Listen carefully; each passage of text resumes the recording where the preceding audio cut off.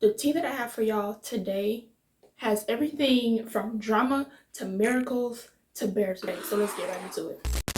Okay, let's go.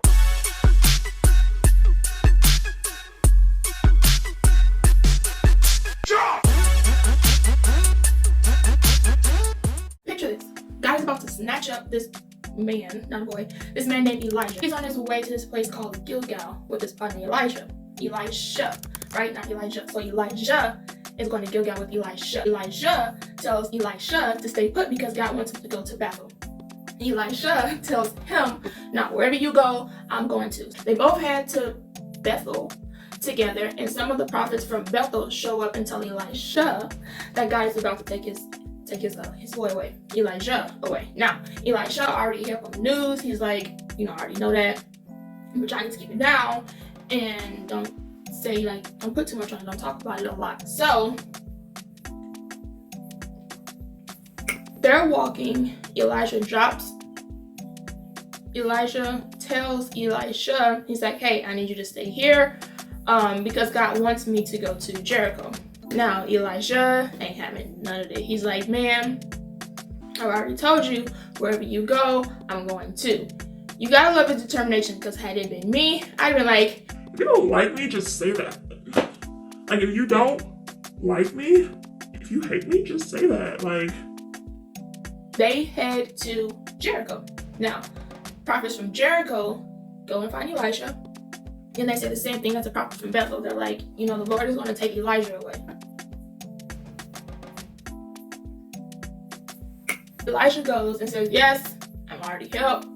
Let me go." Okay, so they keep walking, and Elijah is like, "All right, God wants me to go to the Jordan River. You stay here." Elijah says again, "When you got elder, when you sit outside, and you move, I will follow you."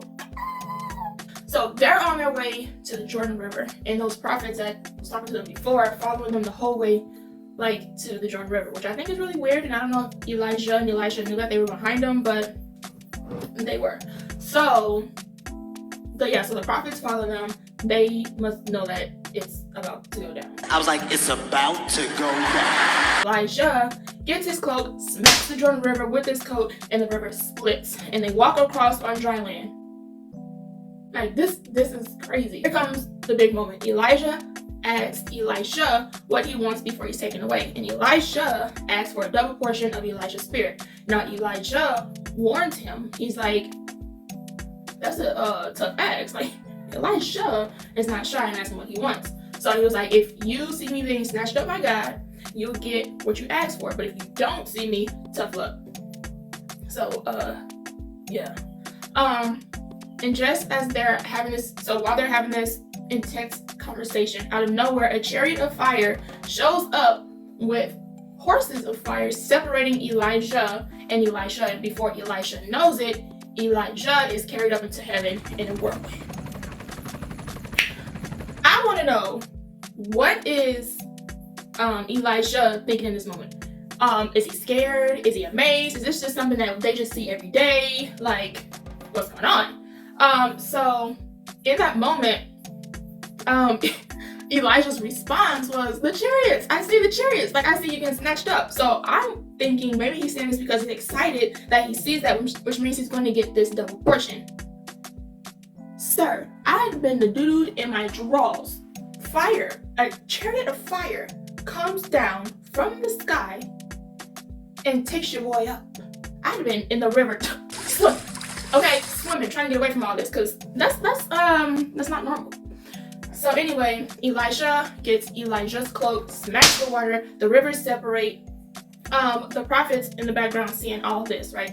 Word gets around, and leaders from Jericho come to Elijah complaining about the bad water, how the water's bad, to make people sick, and the unproductive land.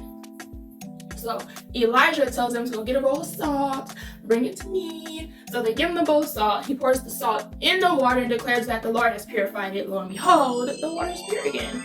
As Elijah makes his way to Bethel. This is the funny part. I guess it's not funny. I like dark humor a little bit, but it is funny to me. Okay, so a bunch of boys start teasing him, calling him baldy, telling him to go home. Elijah turns, looks them in the eye, curses them, name of the Lord. I don't know what that looks or sounds like. All of a sudden, 2 giants come out of the woods, tear them boys up, mauled, guts, arms, legs, everywhere. Elijah goes on his way to Mount Carmel and then to Samaria, and that's how the chapter ends.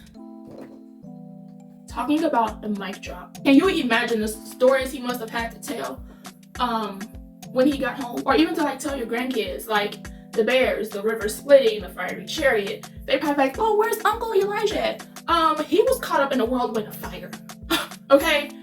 It's like all these mix of action movies and supernatural thrillers. It's just a lot went on in this one chapter. It's crazy. That is the tea about Elijah and Elisha. Thank you for watching my video. If you enjoyed yourself, smack that like button and subscribe so you can smack that like button and subscribe to this channel so you can be hip on all things Bible tea. Love you guys. Bye. Ooh.